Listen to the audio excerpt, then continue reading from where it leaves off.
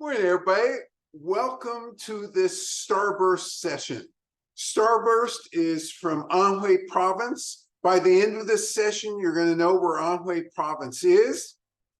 You're going to know what's special about the Qimen family, because Starburst is part of that family. You're going to have brewed and tasted it. And as a bonus today, we get history. So let's go ahead and start ourselves off. For those of you who just got up and are just getting yourselves in front of the screen, I sent you something this morning, probably about 60 minutes ago. And it's two maps. One is a map of Anhui within the China theater. In other words, you see all the provinces and you see Anhui highlighted. So that would be a little bit to the east, well, actually a lot to the east and a little bit north. So that gives you, in relationship to everywhere else in China, where Anhui is. That's the first map. Second map is very important. Second map is a detailed map of Anhui Province. And in that map, right now, we're both going to find Qimen County. So if you look at that map, it's in yellow. Go all the way to the southerly part of that map, and you'll see something Qimen. That's Qimen. And if you look just north of that, and I mean no more than an inch, you'll see Huangshan, Huang space Shan. Huangshan is the Chinese for Yellow Mountains. So look at how close Qimen is to the Yellow Mountains. That's all an area. This is important to understand because sometimes people get confused about the history of Qimen, but we're going to clear that all up today. So it's said that Qimen, and this is something that they say locally, it has 4 mores and 1 less. 4 mores and 1 less. Well, let's look at these mores. More mountains. 85% of that county is covered in mountains. Oh, and these aren't bare mountains. I'm talking about BARE mountains. They are forested mountains. That's one of the mores. Let's look at what else there's more of. More clouds. Oh, that's good. More rain. Water, clouds. Hey, how about the fourth one? More fog. These are the 4 mores that they talk about as being ideal for this area. Hey, I haven't forgotten, there's 1 less. What is that 1 less? It's direct sunshine.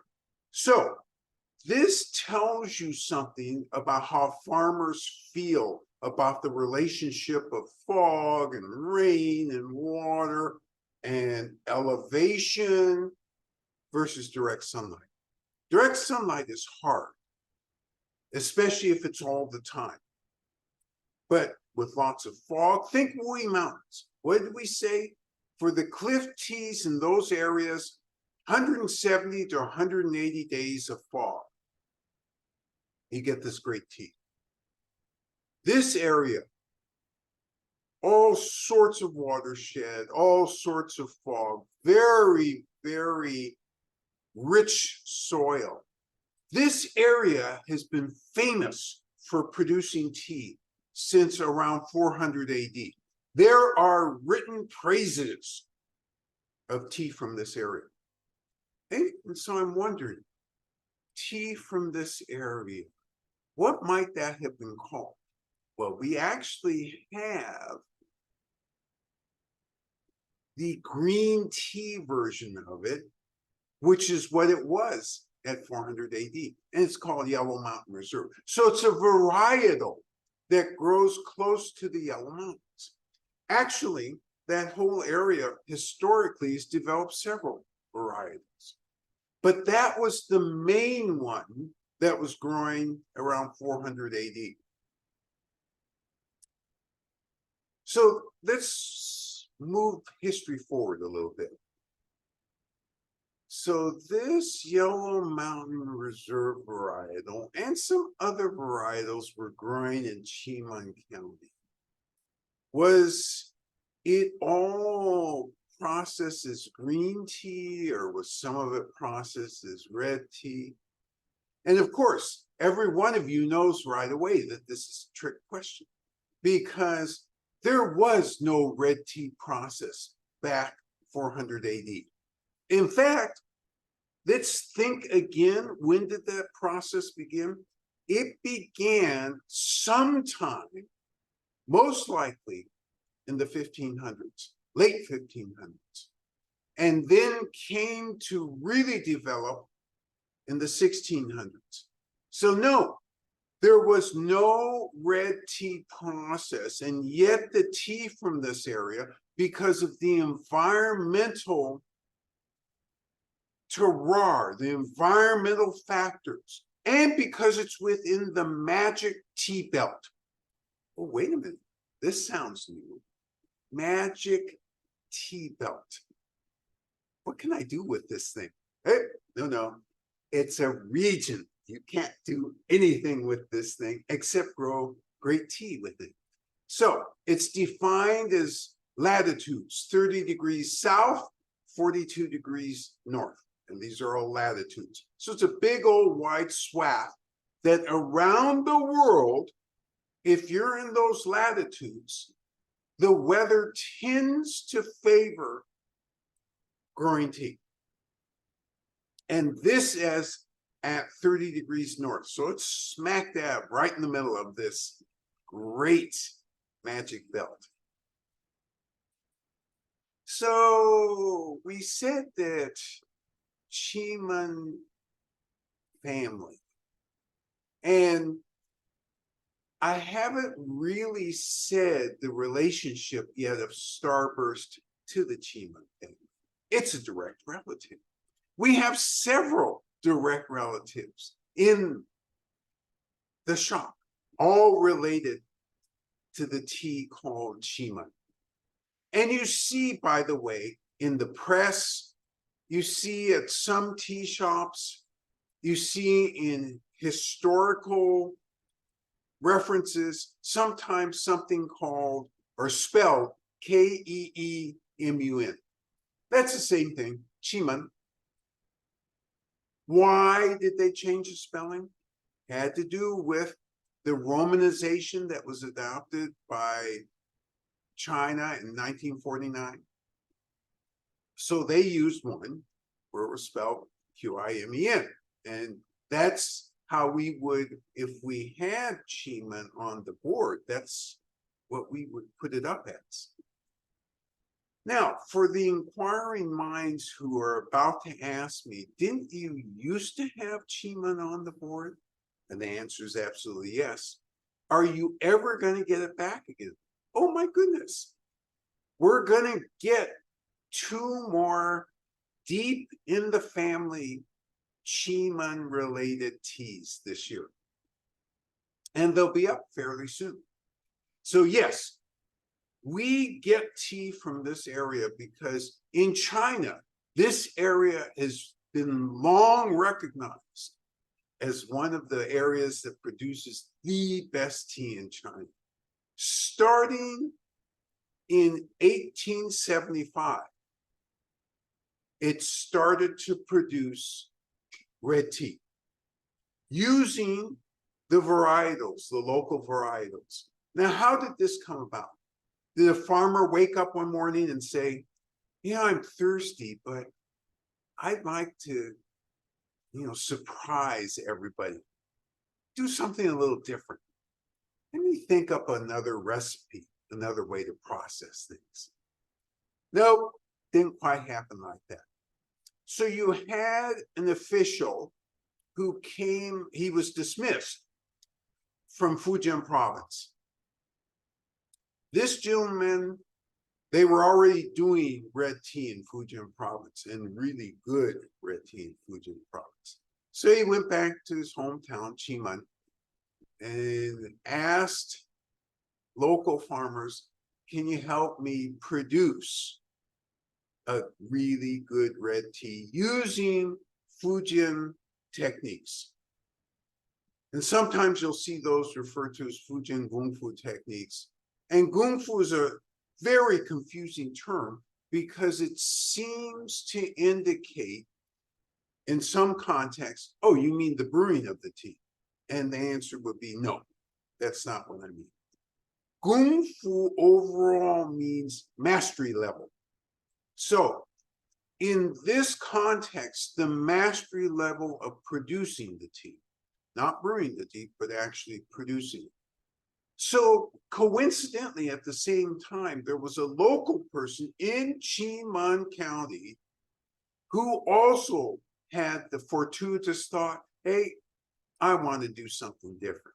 And so he found, and he was a farmer, by the way, he found some other farmers, and they collectively produced something that ended up being called Qimen. So both at the same time, they both hit the market at the same time. Was this stuff any good at the beginning?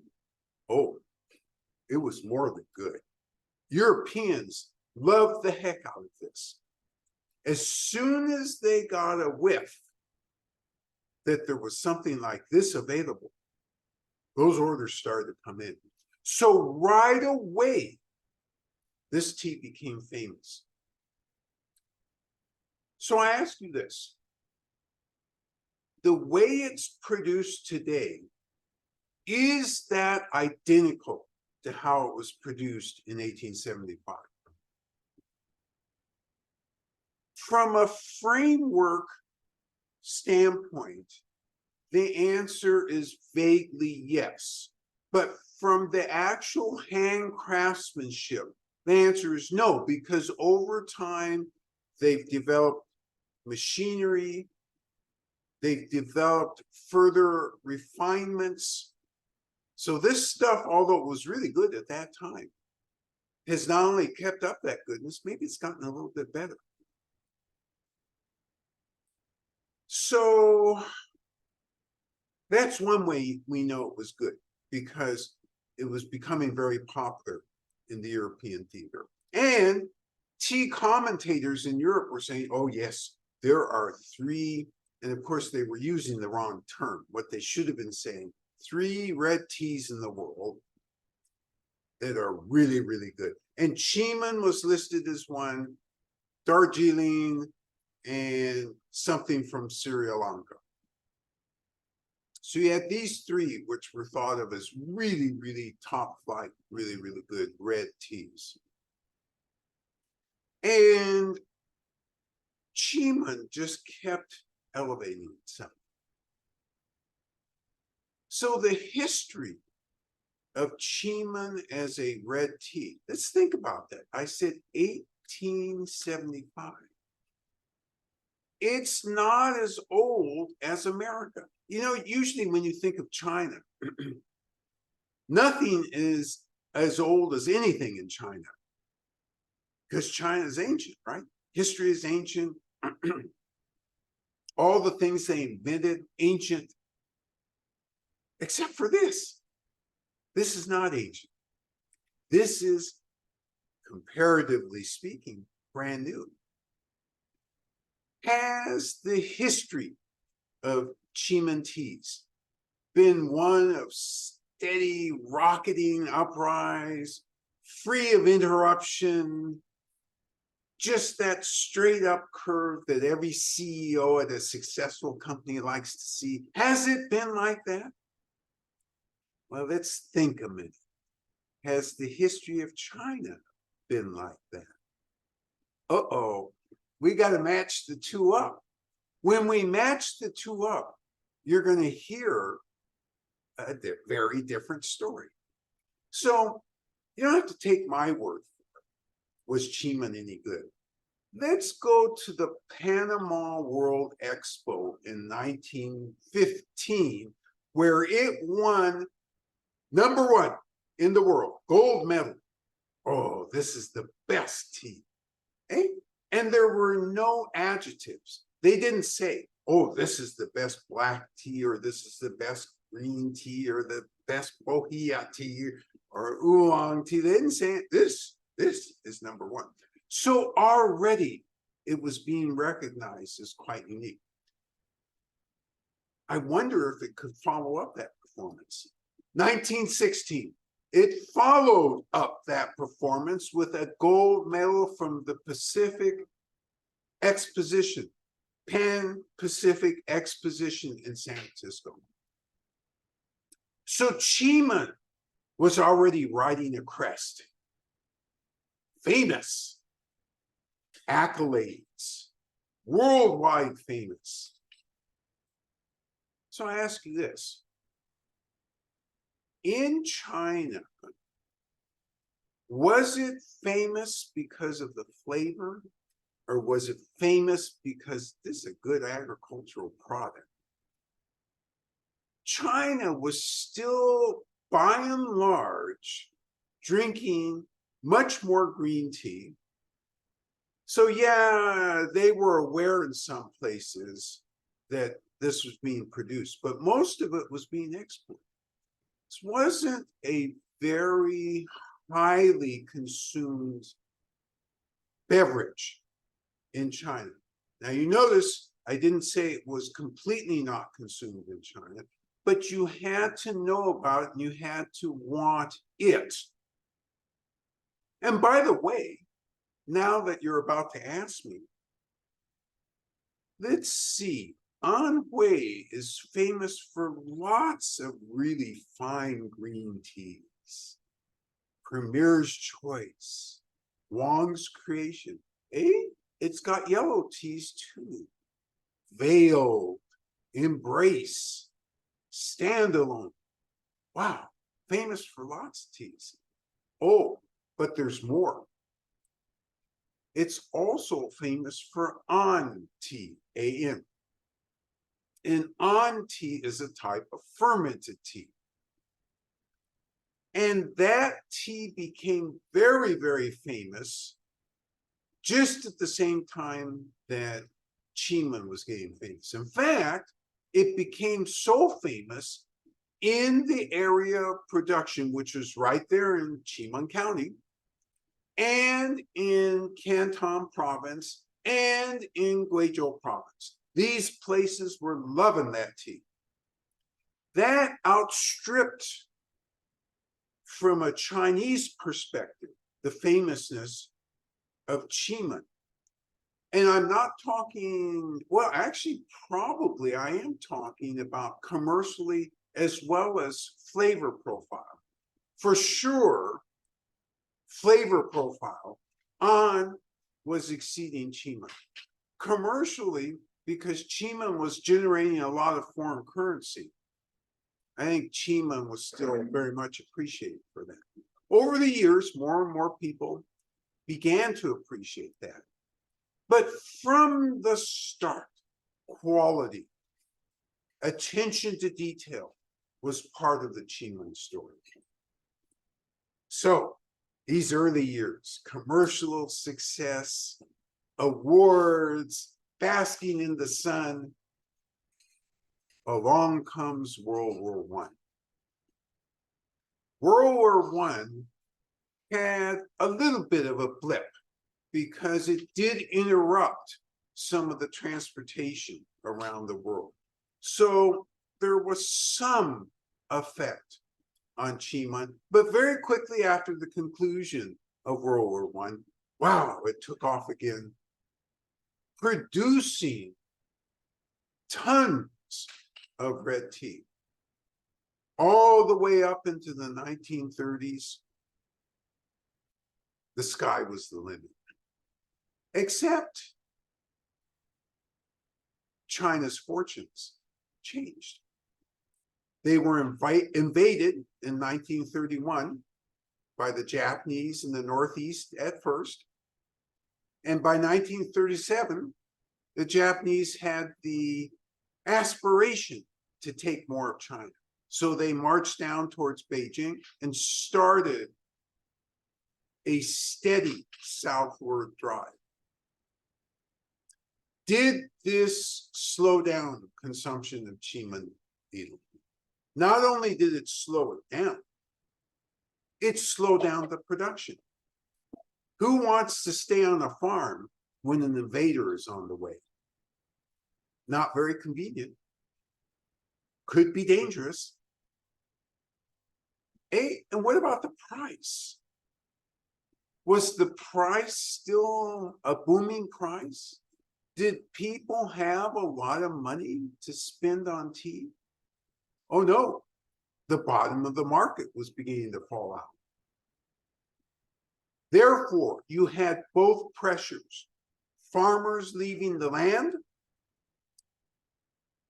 cutting down some of the forest, planting other things, and getting away from tea. So what happened to the bushes? So historically, yeah, in some cases they ripped the bushes out, in other cases they just abandoned them.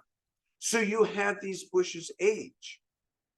And so up until 1949, you had all sorts of events that were creating chaos in the market.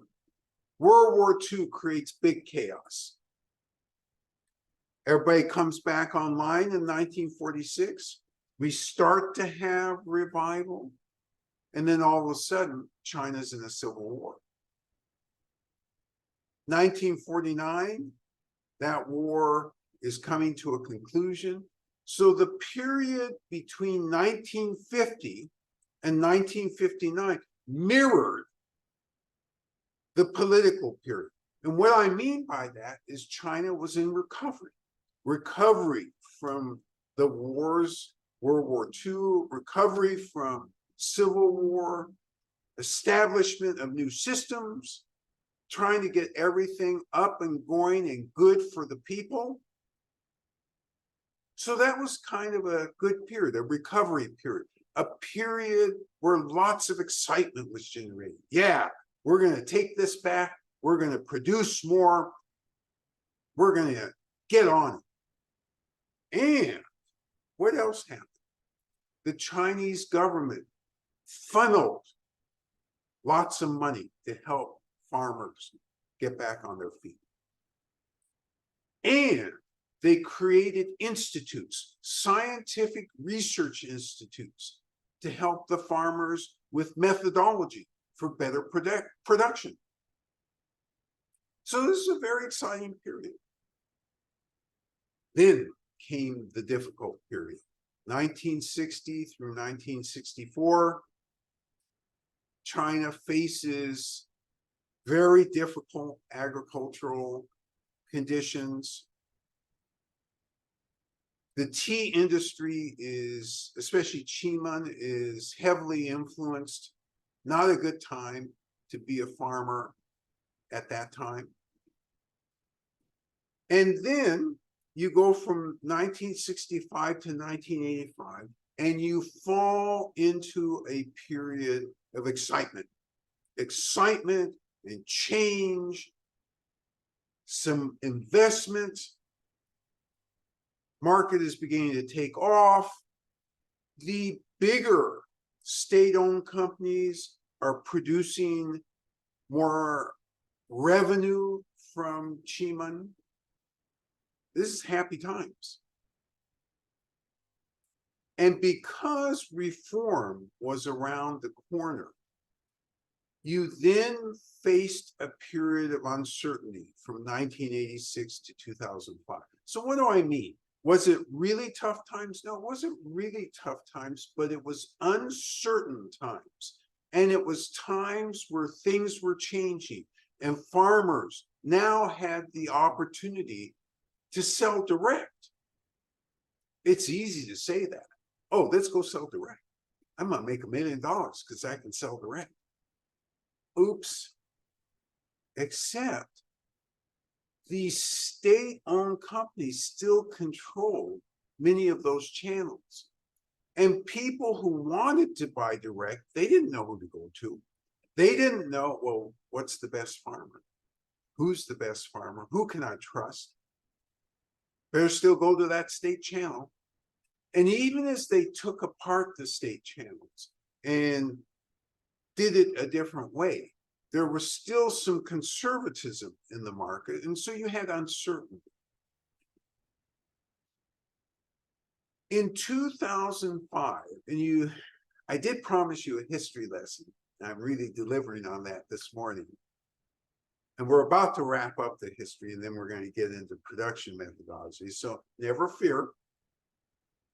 2005 up to the present, there's been a heightened interest. And the main producing Qimen factory changed hands and went private and has subsequently become very successful. And so farmers have gained and benefited from that. And people who were trying to get Qimen had more access to the farmers. So I ask you this, the Qimen varietals that wander through here, would those be easy for you to go to China and get? And the answer is no. They're easy for us because we have the years of experience. We know the institutes, the scientific institutes. We know both the private companies and the state-owned companies. We know people, the leaders in the tea industry. This is how we're able to go for this type of quality, because we're not getting the stuff that for the most part hits the market. We're getting very top quality of this stuff, and you'll see that in a minute with Starburst. So yes, history is concluded, and let's go ahead and taste this thing, because for all the history, you know, what if it's a bad history, but a great tasting product, or maybe a good history, but a bad thing? Well, let's find out whether it tastes any good. So it is my great pleasure to bring forth the chief taste initiator, Biju. She will brew first, and then she'll brew with you. Yes, sorry. Okay, we do Qimen variety, Qimen Hong, we do Qimen Hong. But you know, we working before, and also I remember a long time ago, so I put the tea in that factory. So this is same, so they do large cup, never small whatever in Qimen County. So same me, so this is the, you know, the 2 cups, so okay, this is the easy strainer. So yeah, put it here. I take a rock, easy, yeah, clean, super clean. Okay, John, help me please. Yep. So this is a tableau. She's going to make 2 cups at the same time. All you need is actually 2 cups of the stream. That's what you need. You need a place where the water can drain away. Those are the things you really need to get this up and going. This is deceptively simple. But as with all the teas we have in here, there are rules. And if you follow all the rules, you're going to have a great cup of tea. If you selectively follow the rules, you're still going to have a very good cup of tea. But it won't be as good as it is in here. Yeah, this is the, you know, the when you do, you know, the red tea, Qimen tea, Qimen Hong. So looking at, so it's a rubber, you know, the procession. I'm really straight, so same, you know, the force.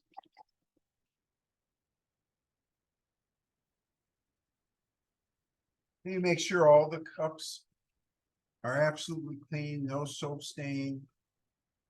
You don't want anything to influence the flavor. So she's using 200-degree water. You can use 200-degree, you can use 175. It does not matter. It just needs to be hot. you know, Making this is sure both easy. cups are clean. I'm simple, sorry, go easy, ahead. Yeah.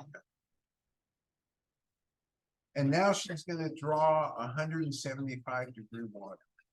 So all of you who will brew in a few minutes, you should prepare your 175-degree water now, if you have the ability to do that. If you don't have the ability to do that, don't worry. Bring your water to a boil, let it sit in a cup for about 5 or 6 minutes, and then you can use that as your starter water. She's aerating the water, dissipating the steam. And remembering that while Qimen can take a slightly hotter temperature, you're going to get the best flavor if you use something that is slightly cooler, but it can actually tolerate a little bit hotter.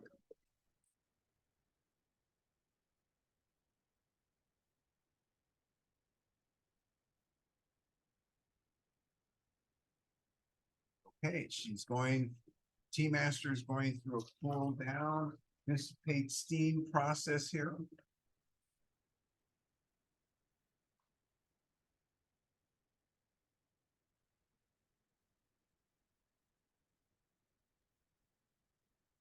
You notice there's just a nice rhythm. It's really interesting when you get into this rhythm.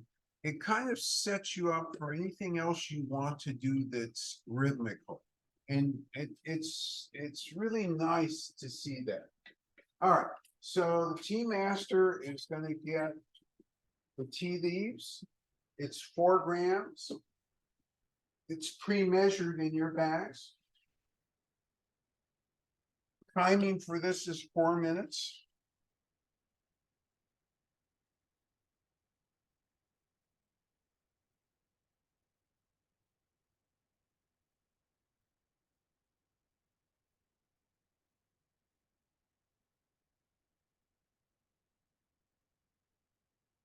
And you notice that she's put these in heated cups because you're trying to wake up the leaves.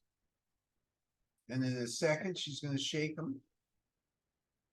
Distribute the heat among the leaves. Second, so also the cover, you know, the street. It is very important to have a good cover. Otherwise, you'll shake the leaves everywhere. Not recommended.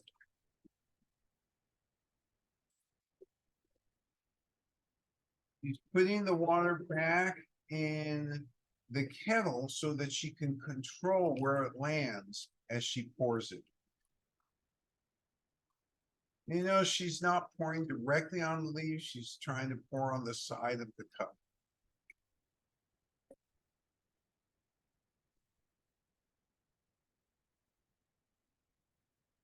And we're starting that first timer.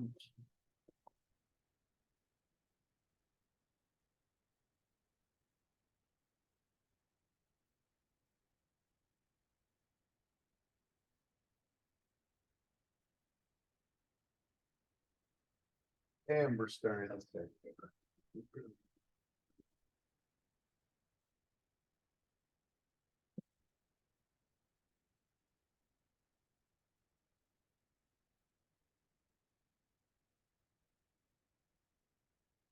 And we make sure that the recipient cup is heated. So simple, right?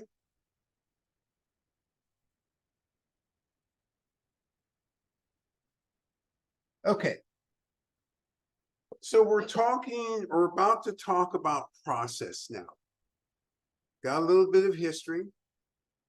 The process is fairly straightforward until you get to, in quotes, refinement.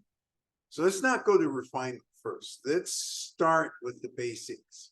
The basics for this is the pick is a bud and 2 or 3 leaves. It's a spring pick. These picks can be as early as the end of March, a little before the end of March. And it takes actually quite a long time to process this, much longer than most of the red teas that we've talked about in the past. So you pick, you bring it in and you wither. And you usually wither for at least 12 hours. Again, trying to reduce the moisture content in the leaves. At the conclusion of withering, which is a judgment call, the judgment has to do with the farmer's experience in handling each particular varietal. At the conclusion of withering, you then actually roll the leaves.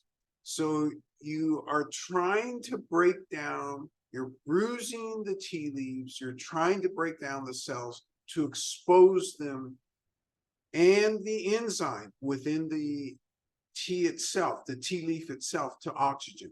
And this is where the magic of oxidation occurs. It's an enzymatic chemical reaction. And they have machines that will roll this as well. And they go around and around and around, usually for around 90 minutes. You can put heavier pressure or lighter pressure, and the farmers usually adjust it during the course of the rolling. You finish the roll, it comes out, and you have to take it apart because it's all sticky and heated. So you want that to be pulled apart, and then you pile it. And so basically, what you're doing is allowing this thing, these leaves, to oxidize, and you want them to oxidize close to 90, 91, 92%. And you also want, as part of the oxidation process, to have an understanding of what the aroma is, a very careful monitoring of what the aroma is, and a careful monitoring of the temperature where you're piling it. Because remember, oxidation is in a bell curve. So at 32, essentially no oxidation. This is Fahrenheit. At 88, 89, maximal oxidation. At 150, you essentially denature or you stop the oxidation. The first 4 minutes is concluded. Tea master will separate the tea leaves from the wonderful beverage. Not in a hurry, making sure all the water comes out. Because if you leave water in there, it'll continue to brew. And you don't really want that because this makes a great second and third cup.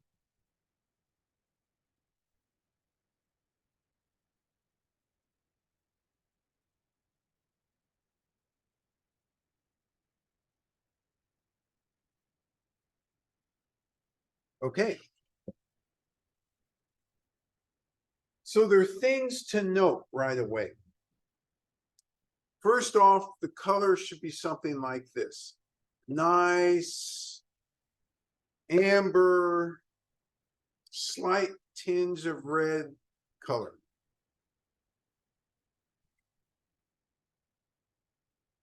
You also notice that it's very clear. This is part of how you know this is good. It's very clear. If it were cloudy, that would not be good quality. All right, we're going to enter the tea quality arena. So what we're going to do is take a sip, 175 degrees sip, see where it's astringent in the mouth, think about whether there's an aftertaste, and then pay attention to the energetics. And the energetics are defined as how you feel after drinking the tea. So we're going to take a careful sip. We're not in a hurry. We're going to analyze over our tongue.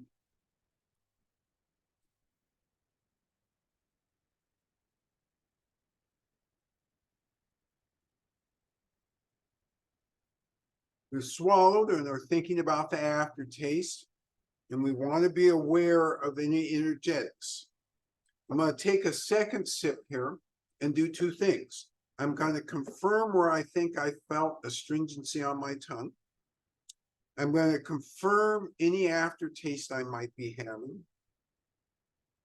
And then I'm going to start to explore aroma and start to explore flavor.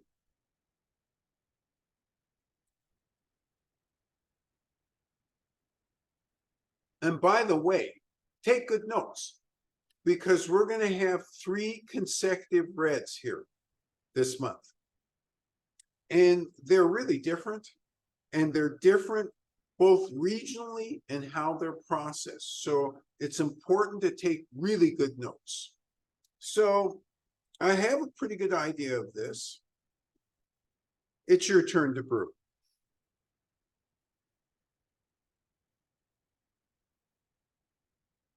So presumably you've got your timer set for 4 minutes.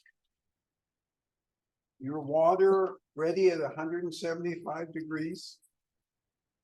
You're going to heat the cups using any temperature between 175 and 200.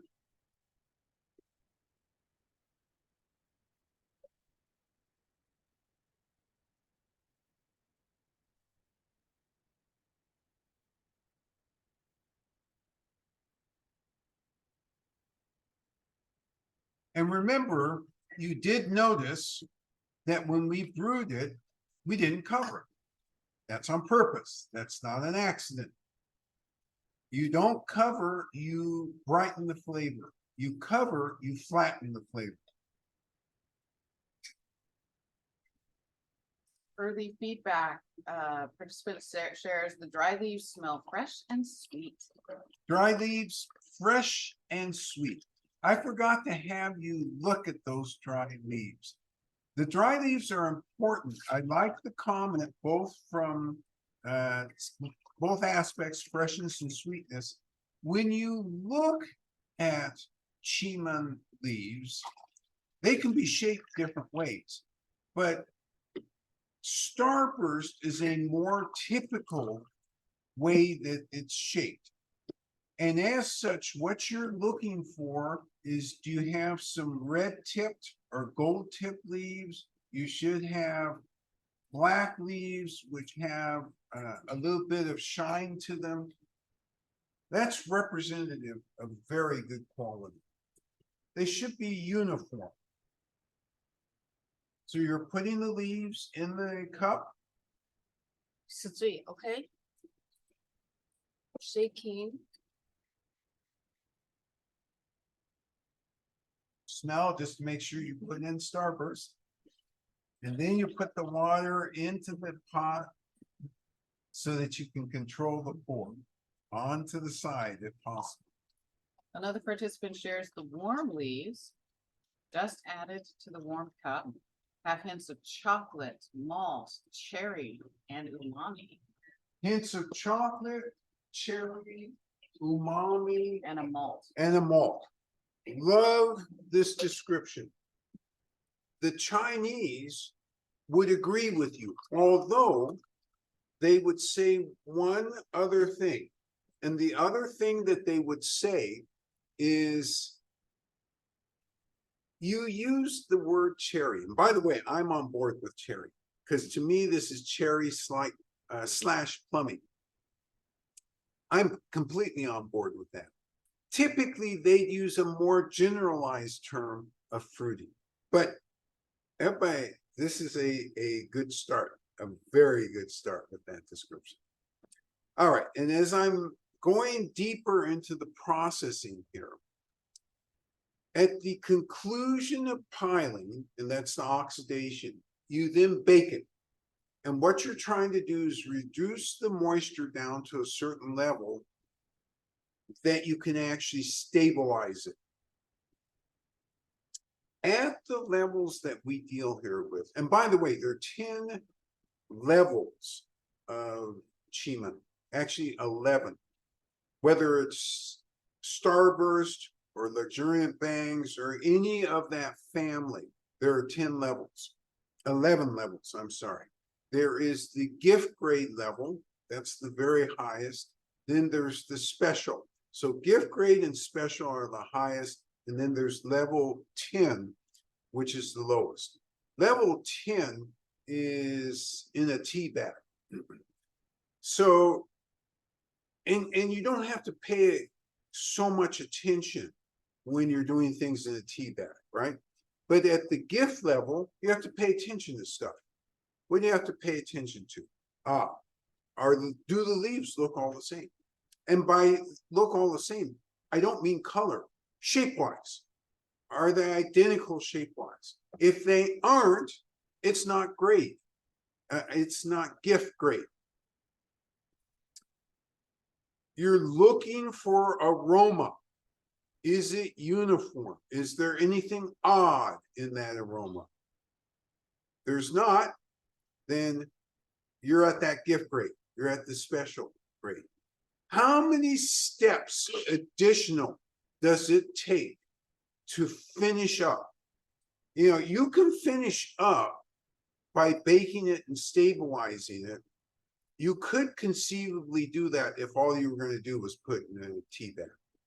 Then you can chop it up. You should have actually chopped it up during the rolling process.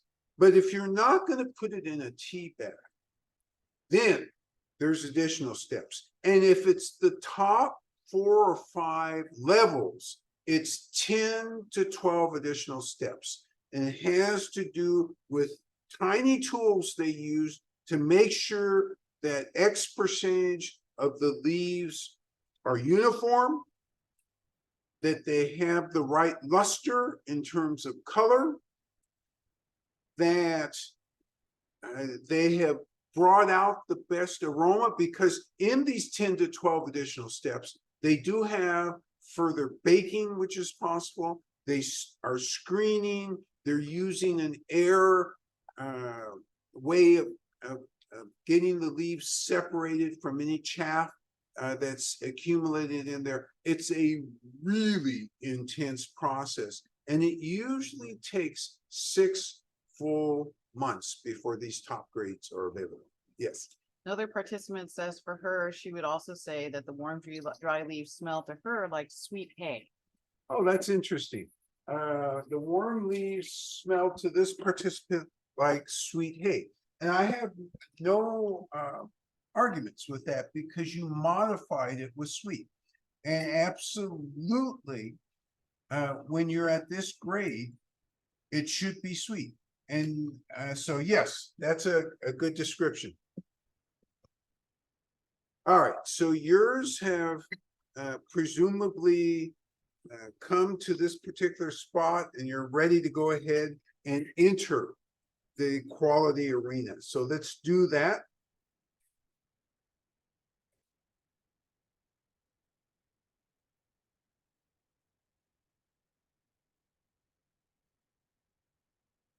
This is not your mother's black tea.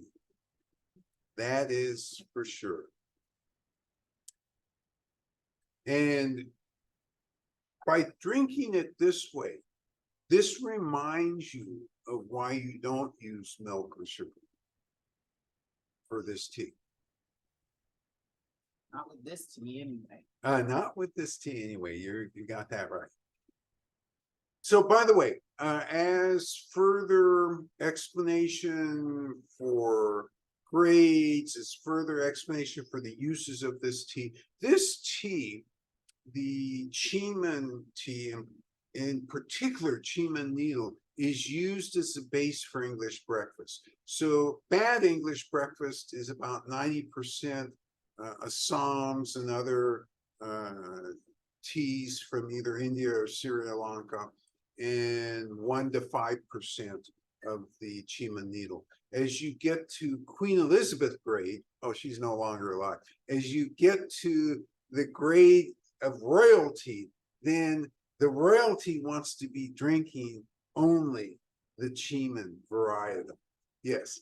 The steeped leaves have a surprising hint of floral or a sense of floral on my nose that is not there in the warm leaves or the tea liquor. So it's the steep leaves that have this.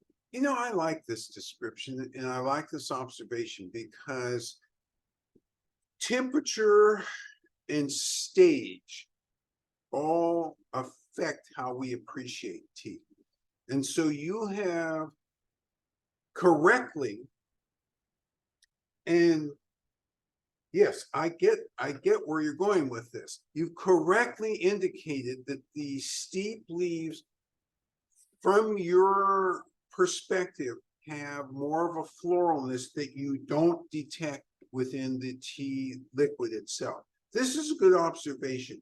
All of you should smell your leaves because it's very pungent and almost that sense of floralness that you're talking about, which is different than what you're tasting. And that has to do with temperature. Yes. Participant shares, yum, juicy and smooth. Juicy and smooth, delicious. And absolutely, yes. This is again one of those Anhui teas that if you're not paying attention, you'll get the cup, you'll appreciate the first couple sips, your attention will be diverted for about 20 seconds, and then you'll come back, why is my cup empty?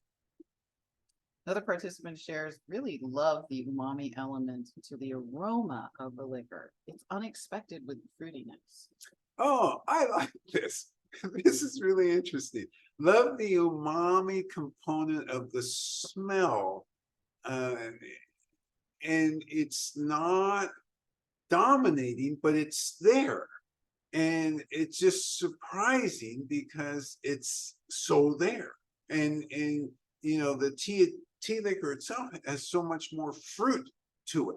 And so I like the fact you caught this contrast. I like the fact you pointed it out because particularly as you smell it. Yes, I get that. All right, so I was telling you that there are 10 to 12 additional steps. They take usually 4 or 5 months because this isn't just something, oh, let me, winnow this or let me put it through one of these air things. These guys who are doing this, and when we took a group, and we've been to the main Qimen factory in Qimen County, the people who work at this level usually have at least 40 years of experience. They know what they're looking at. They're quick in terms of being able to recognize how to do stuff, but methodical. It takes a long time to actually make the uniformity of the tea leaves themselves. So it's really an incredible process. The Qimen factory that we took customers to, that one is the largest. And that thing is producing, if my memory serves me right, 20,000 tons of Qimen family teas. And most of that, not all, but most of that is exported. Also, as a footnote, because I haven't said it yet, Qimen has won countless awards in China, particularly and internationally after 1987. And in China, from the start, not from the start, since the 1950s, Qimen has been on the list of top 10 famous teas in China. So it isn't as if it isn't recognized. Oh, it's recognized.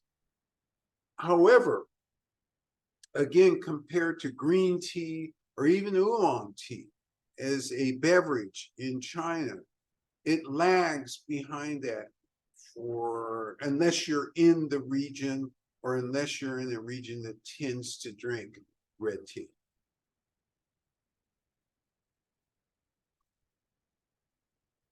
The energetics are a flooding sense of well-being.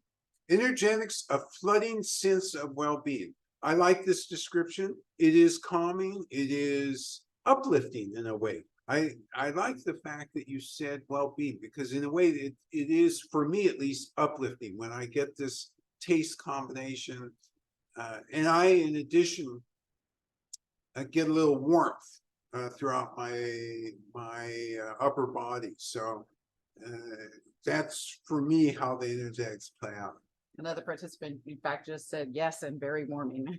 Yeah, No, absolutely very warming. And even as we speak now, I suddenly realize my feet are feeling a little warm too. You know, many times it stays more upper body, but in this particular case, and reminding you, is this my imagination or is this a possibility?